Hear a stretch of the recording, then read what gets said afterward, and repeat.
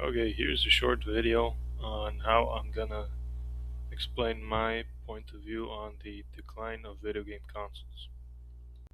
Here I have provided an image that contains lots of video game consoles that have spanned throughout the years, and this should help with the explanation that I'm about to give you. I am aware that in the early to mid 80s there was what we call the video game crash, but I am not going to take that into consideration since the downfall that I will be talking about in this video is the one that we are currently observing.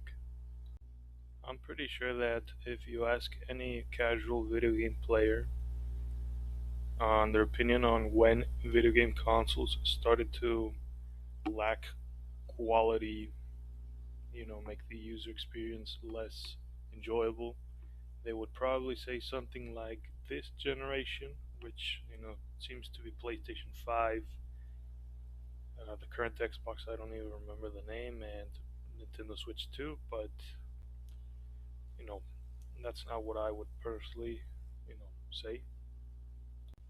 To put it simply, I would say that the decline of video game consoles was taking place in the mid 2000s when Generation 7 was the current thing, which was Xbox 360, Wii, and PlayStation 3, and I'll explain why I think that is the case.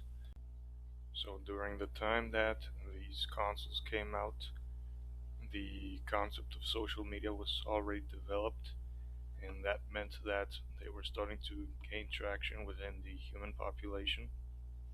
And so with this, the consoles of that time, started to get into that concept of interacting with other players online, which already existed beforehand, but now you had uh, the concept of a profile that had to be created in your console.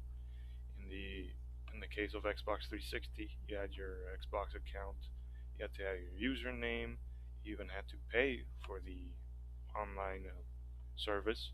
And in the case of PlayStation 3, you had the PlayStation Network, which again, you created your own account, you put your profile picture, whatever, and you could interact with people. You could actually message them, send images from what I remember. So this was their form of trying to participate in the social media trend that was taking place at the time.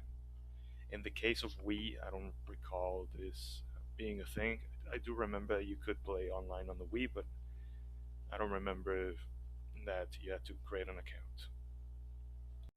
Another problem with this is that at the same time, smartphones were starting to gain a lot of traction, in the public. So this made the PlayStation 3 and the Xbox 360 make their consoles compatible with using social media websites such as Facebook and Twitter to make them accessible via their internet browser or via dedicated applications. At least that's how it was at first hand. And they just want to see if it worked or not. Another problem with this generation of consoles is that the practice of giving out paid DLC was starting to become common practice, and that's not a good thing in my opinion because you start to make your customers accustomed to paying games that are incomplete upon release. And now, my last criticism when it comes to this generation of consoles is that the Xbox 360, specifically that one by itself, is what started the practice of charging people for using their online services. Because the Nintendo Wii and the PlayStation 3 did not do that, but ever since Xbox 360 started doing that, the next generation afterwards was PlayStation 4 charging for their online services, and yeah, that was it. Because Wii didn't do that, but still, that's where things really started to go downhill when it came to online gaming.